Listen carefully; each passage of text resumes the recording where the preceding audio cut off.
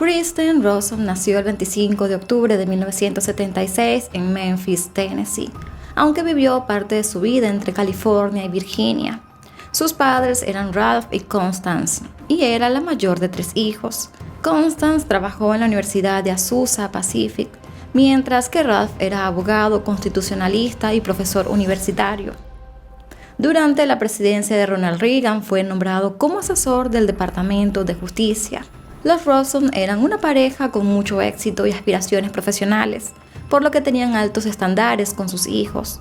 Desde muy pequeña, Kristen estuvo en clases de modelaje y de ballet, una disciplina que le encantaba, pero que desafortunadamente no pudo seguir desarrollando luego de sufrir fracturas en sus tobillos. Luego de dejar el ballet, Kristen se sintió muy triste y frustrada por no poder hacer lo que más le gustaba. Ya entrando en su adolescencia comenzó a consumir drogas y alcohol. Además tenía un trastorno alimenticio y dismorfia corporal, lo que la llevó a usar cualquier cantidad de métodos para poder adelgazar. Conforme pasaron los años, Kristen consumía drogas cada vez más fuertes y junto a esto comenzó a robarle a sus padres para poder comprarlas, ya que ella para ese momento no trabajaba. De esta manera sus padres se dieron cuenta de su problema con las drogas, pero la forma de abordar la situación fue reprendiéndola físicamente, lo que la llevó a autolesionarse. Kristen fue arrestada en un par de ocasiones debido al mismo problema de las drogas, pero siempre sus padres se encargaban de solucionar la situación sin que se les presentaran los cargos. En 1994, Kristen comenzó a estudiar en la Universidad de Redlands en California. Para ese entonces había hecho el esfuerzo por no consumir drogas, pero desafortunadamente ella recayó. Para ese entonces ella hacía viajes frecuentes a Tijuana para así comprar drogas, y en uno de esos viajes conoció a Gregory de Villers. Cuando se conocieron estuvieron todo el día juntos, y en la noche Kristen se quedó en su departamento y desde ese preciso momento no se separaron.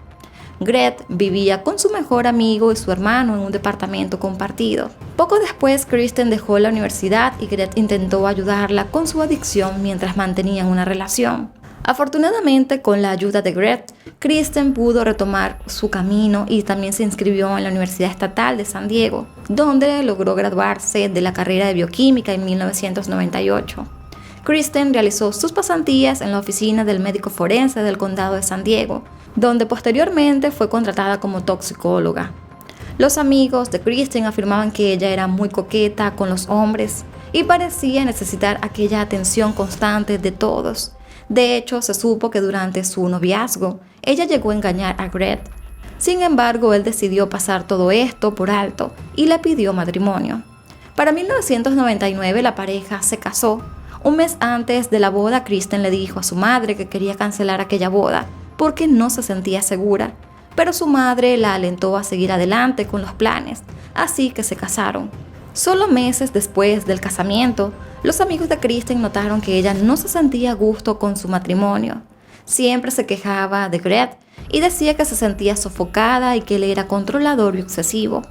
Pero lo que muchos no sabían era que ella había comenzado una relación extramatrimonial.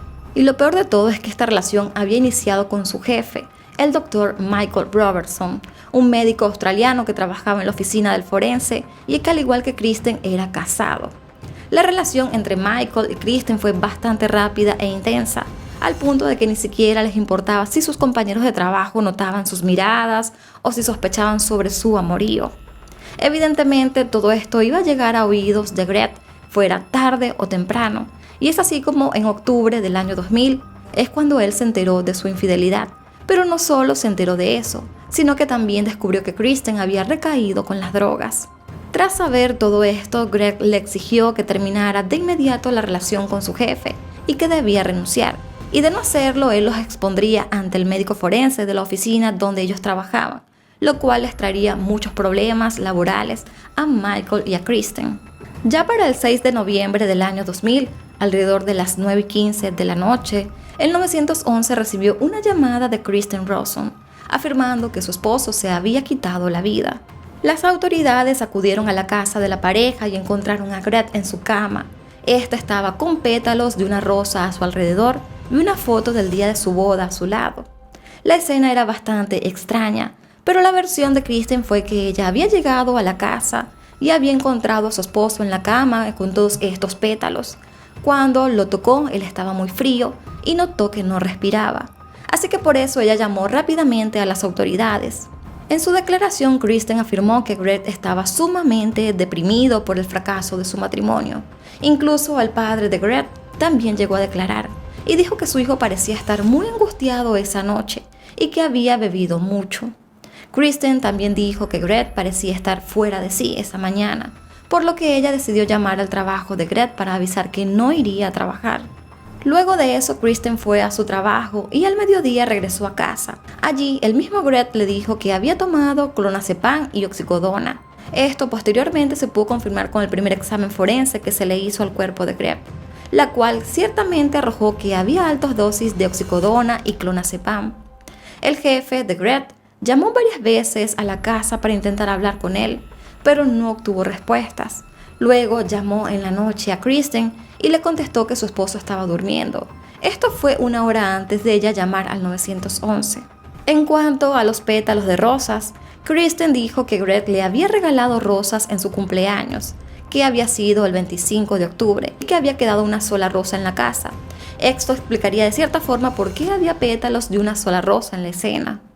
Según Kristen, probablemente Greg hizo eso de manera nostálgica porque sabía que su relación ya estaba destruida. Inicialmente, la muerte de Greg fue catalogada como un... Pero Jerome de Villers, el hermano de Greg, insistió en que abrieran una investigación por homicidio, ya que estaba muy seguro de que su hermano sería incapaz de quitarse la vida.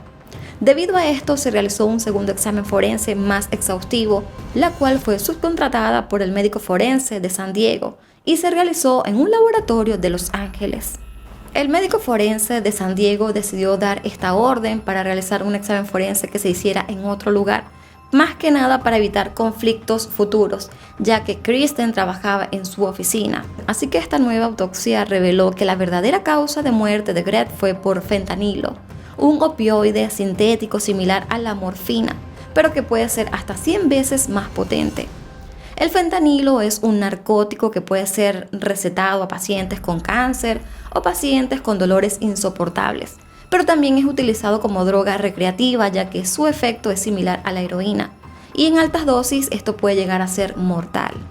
Lo más importante de este nuevo examen forense era que había 7 veces la cantidad mortal de fentanilo en su cuerpo, lo cual evidenciaba que era poco probable que Greg pudiera quitarse la vida de esa manera. Como era de esperarse, la investigación tomó otro camino y se centró en la esposa, es decir, en Kristen. En primer lugar, porque fue la persona que encontró el cuerpo, y luego porque las autoridades indagaron entre la vida de Kristen y descubrieron varias cosas preocupantes. La policía conoció que Kristen había recaído con las drogas, y no solo eso, el trabajo de Kristen en la oficina era registrar y administrar cualquier sustancia que había en la oficina forense. Y coincidencialmente en un punto comenzaron a desaparecer drogas de su oficina. También se enteraron del romance entre Kristen y el Dr. Robertson, por lo que consideraron que ese podía también ser un motivo. Kristen habló francamente con la policía y dijo que sí había tenido una recaída debido a todo el estrés que estaba atravesando con sus problemas matrimoniales y también con su inminente separación con Greg. También llegó a admitir tener una relación con Michael, pero ella negó rotundamente haber robado drogas de la oficina en algún momento. Las autoridades descubrieron que semanas antes de la muerte de Greg, Kristen y Michael asistieron también a una conferencia donde fue muy evidente que tenían una relación, pero algo también bastante interesante es que en esta conferencia se trataba el tema a tratar era sobre el fentanilo y sus peligros. Otro dato interesante fue que el día siguiente de la muerte de Greg, el Dr. Robertson entregó un informe en la oficina sugiriendo que la muerte había sido por un... El informe que este doctor había entregado fue mucho antes de que se diera a conocer públicamente que él y Kristen tenían un romance. Así que el Dr. Robinson se vio involucrado en la investigación también por tener un romance con Kristen, pero también por la muerte de Greg. Algo también muy importante es que se encontraron muchos documentos sobre el fentanilo en el escritorio de este doctor en su computadora. Pero también hay que tomar en cuenta de que no solo habían documentos sobre el fentanilo, sino como también otra gran cantidad de drogas, porque ese era su trabajo. Así que tampoco es que esto hubiese sido completamente acusatorio. Pero bueno, para darles un poco más de contexto sobre este doctor, vamos a darle una pequeña biografía para que tengamos una idea de quién era él y cómo era él. Resulta que el doctor Robertson obtuvo su doctorado en una universidad en Australia, pero en 1996 este se mudó a Estados Unidos para cursar un posgrado en Filadelfia. Gracias a esto obtuvo una beca. Desde entonces comenzó a trabajar en el país y consiguió un trabajo como jefe de toxicología en la oficina del médico forense de San Diego. Por esta razón no era extraño que él tuviese artículos o documentos relacionados al fentanilo en su oficina, ya que su trabajo estaba dedicado específicamente a las drogas. También en medio de toda esta investigación se llegó a decir que Robertson había tirado cartas de amor y diferentes pruebas que evidenciaban su relación con Kristen, pero igualmente él admitió que sí había tenido un breve romance con ella, pero negó tener algo que ver con la muerte de su esposo. Pese a que habían grandes sospechas sobre el Dr. Robertson, y a que él supuestamente se negó a someterse a una prueba de polígrafo, este doctor fue colaborativo y no se le presentaron cargos. Sin embargo, las autoridades creían que él podía estar involucrado de alguna manera en la muerte de Greb. Cabe destacar que cuando se inició la investigación y se dio a conocer el examen forense de Greb, Kristen y Michael fueron despedidos de la oficina donde estaban trabajando. Con respecto a Kristen, los investigadores estaban convencidos ahora de que ella era la responsable. Una de las pruebas, circunstanciales que tenían en su contra era que no se había encontrado rastros del fentanilo en el departamento, lo cual era imposible si Greb se había quitado la vida. Lo que quiere decir esto es que la dosis de fentanilo que había en su sangre era tal que no le hubiese dado tiempo de desechar lo que sea que él tuviera y los rastros que estas drogas podían dejar. Además, la escena del crimen se consideraba que estaba escenificada para que lo hiciera él mismo. También el tema de los pétalos fue muy debatido, ya que casualmente la película favorita de Kristen, dicho por ella misma, era American Beauty, y una de las escenas más icónicas tiene que ver con pétalos de rosa esparcidos. Así que se creía que la escenificación del cuerpo de Greb fue homenaje por parte de Kristen a esta película. Ante estas acusaciones, Kristen afirmó que Greb estaba deprimido y molesto, que él se quitó la vida armando todo esto con la intención de hacerles ver a ella y a Michael como culpables. Ya para el 25 de junio del año 2001, Kristen fue arrestada y acusada por el asesinato de su esposo. El juez le impuso una fianza a Kristen de $1.250.000, que sus padres llegaron a pagar el 4 de enero de 2002 para que ella pudiera estar en libertad mientras se llevaba el juicio. Una vez llegado al juicio, este se inició en octubre del año 2002. La fiscalía argumentó que Kristen era adicta a la metanfetamina y que asesinó a Greb con fentanilo, porque él descubrió su infidelidad y la amenazó con decirle a todos que además ella había recaído en las drogas, robando así metanfetaminas de la oficina del forense. Para la fiscalía, Kristen creó toda esta escena para hacer creer que él se había quitado la vida. Así que presentaron como prueba un recibo del mismo día, donde se evidenció que Kristen compró una sola rosa, la cual al parecer se usó para esparcir sus pétalos alrededor de Greb y sobre su pecho, tal como en su película favorita. Por otra parte, los abogados de Kristen dijeron que Greb estaba deprimido por su separación y que ya tenía estas tendencias de querer quitarse la vida. Pero el hermano de Greb afirmó que su hermano odiaba las drogas y que nunca se habría quitado la vida de esa manera. Según la defensa, la mañana del 6 de noviembre del año 2000, Kristen se despertó para trabajar y vio que su esposo estaba fuera de sí. Hablaba lento y arrastraba las palabras. Así que cerca de las 7:45 ella llamó al trabajo de Greb para avisar que no iría. Ya a las 8 ella salió a trabajar, pero regresó a la casa al mediodía. Luego salió a hacer unas compras, entre ellas una sopa para Greb. Según Kristen, le preguntó a su esposo sobre qué habría ingerido y él le dijo que tomó unas dosis de oxicodona y clonazepam, unos medicamentos que ella había usado hace un tiempo como parte de un tratamiento para dejar la metanfetamina. Ya cerca de las 2:30 de la tarde, Kristen regresó a su trabajo y después de su jornada a las 7 de la noche regresó a su casa y es allí donde encontró a su esposo dormido. Según Kristen, ella se metió a duchar y cuando salió fue a su habitación, donde se dio cuenta de que Greb no respiraba, así que ese es el momento donde ella llama al 911.